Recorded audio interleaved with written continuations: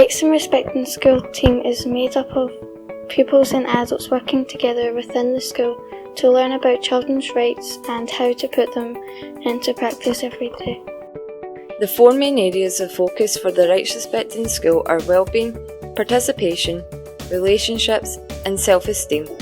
It is to help make sure that pupils are healthier and happier, feel safe, have better relationships, become active and involved in school life and the wider world.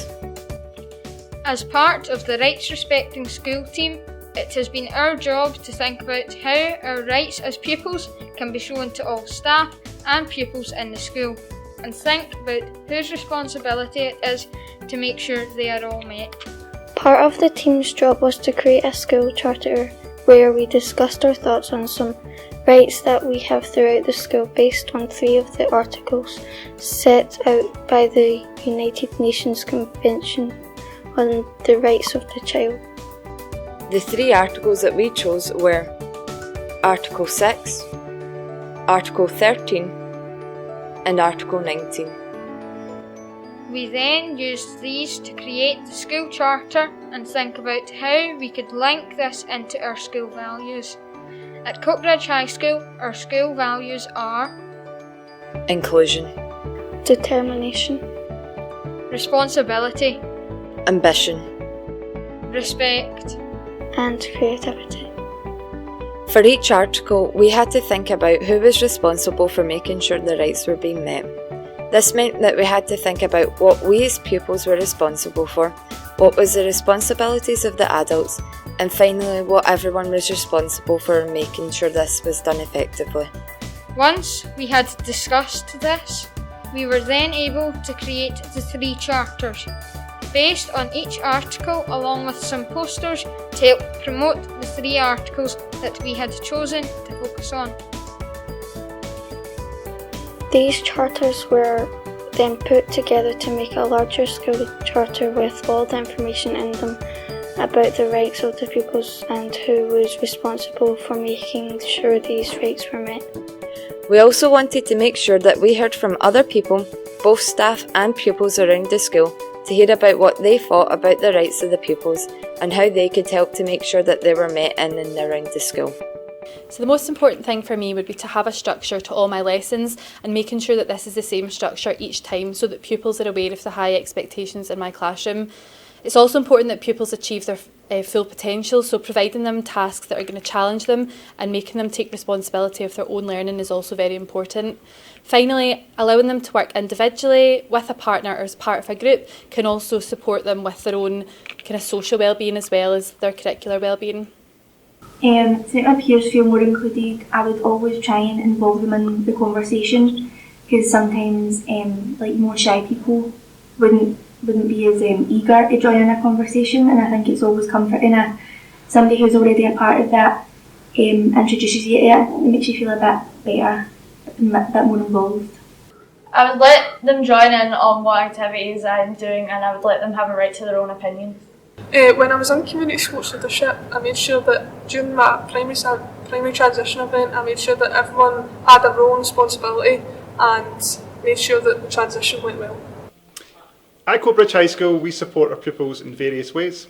In relation to classroom learning, we support our pupils with extra study sessions. These supported study sessions can take place at lunchtime, after school, and even on Easter holidays.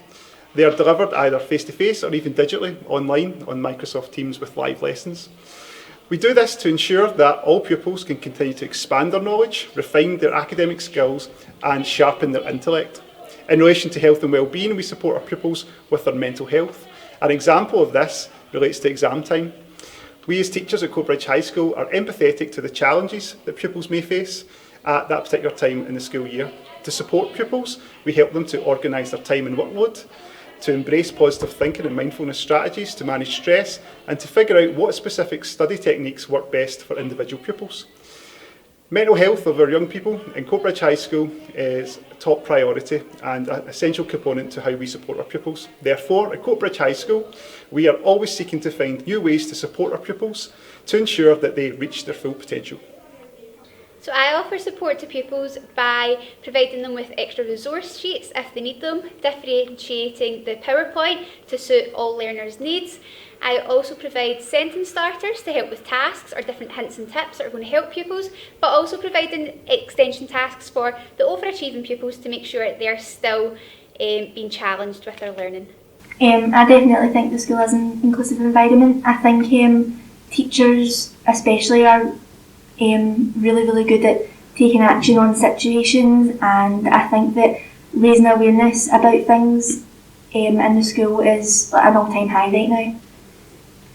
I notice when you're walking around the school and stuff, there's like posters advertising who you can talk to and like telling you where to go and stuff, and Jamie in the base is also really good for help and stuff because there's a lot of people that go there to sit and talk about things.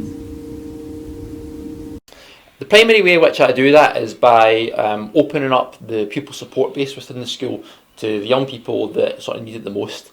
So there's a number of young people in the school that maybe feel like they want somewhere else to go to beyond like going down the street, canteen, all the other options that exist. They want somewhere that's kind of safe and inclusive and relaxing, non-threatening in a lot of different ways. And in the pupil support base, I particularly offer that to those young people because of the options that are available here. So they know if they come here that it's a nice relaxed atmosphere, they know that it's not too loud, that the other young people that are here as well are quite friendly and everybody's got a sort of friendly nature about them. They know that there's staff here that care about them and want to kind of involve them in different things and speak to them and kind of learn about them a wee bit more. And I think that's the sort of primary way that it exists in this particular environment. Beyond just opening it up at break times and lunch times, it's also a place that young people can go to if they've got any particular stressors or things that are happening in the school day.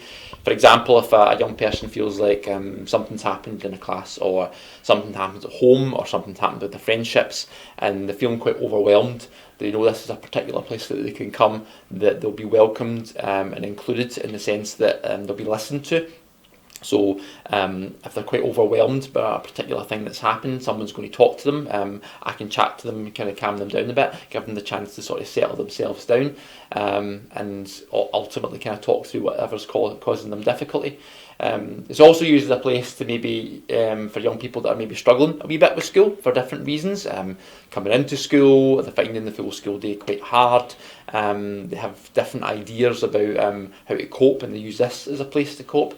And because it's a sort of a welcoming environment in that sense, I can use it to help young people make that transition back to school. We also have a lot of kind of seniors that use it to kind of support younger young people and speak to them and chat to them and give them that sort of kind of a different person to kind of chat to with the particular problems or issues. So it's got this sort of environment in the sense that if you have got any particular things where you want to feel someone's going to listen to you or support you or involve you in different things, this is a good opportunity or a place to come to. And a lot of the kind of senior pupils also know to come here if they want to get involved in different things in the school. So if they want to be included in a particular project or something around mental health, then this is the opportunity where they can come here to get involved in those things. So I kind of use this place when I'm based in the school and also my role as an opportunity for young people to feel included, so they feel like they don't have to go through just the curriculum of the school and go through day by day the same old things in their timetable. They know they've got somewhere like here and somewhere like myself that will listen to them, support them and get them involved in different things in and out with the school that will make them feel better but also give them more opportunities throughout their school career. So to make education a valuable experience for pupils in my classroom, I would always make sure that I listen to them and find out what they've enjoyed and maybe what they haven't enjoyed and use that to plan for future lessons. Pupils always feel very comfortable and I would always allow them to share their opinion and make their voice heard in the classroom. It's also so important to have a mutual respect and challenge pupils when they feel they need challenge, but also support them when they feel they need a task broken down or they need some additional support. To support my peer and help their voice be heard in the class, I would engage with them so it's just one-to-one because they sometimes feel more comfortable when that happens. I would listen to what they've got to say, and if they don't feel comfortable telling it to the rest of the class, I would support them and try to communicate it to them. Well, one of the things that I always do is build up in baby steps. So I would never say it's okay for you never to read out in class, the whole year or never to answer a question in class the whole year, because I don't think that's true. I think everybody will have a time in their life when they need to be able to speak out, if it's a job interview or in another school setting. So I do think it's important that the expectation is there that at some point they will have to speak out. But I like to say we're going to build it up, as I say, in baby steps. So sometimes it might be telling their answer to a friend and then getting their friend to speak on their behalf. A thing I like to do with reading out in class is to get one of the pupils to choose the next reader, because somehow it's sometimes a little bit less intimidating when it's your friend that's asked you to read compared to the teacher. And then other things I do is I think there's like real power in peer pressure, but not pressure in a nasty way. So for example, I've just finished recording some stories with the storyteller group. So it's S1 pupils, and they'd all been working with a storyteller, and every single one of them has actually videoed themselves, or I've videoed them telling their story. And I think it's just the power of persuasion, because I showed them their friends' videos and nobody said, I don't want to do it.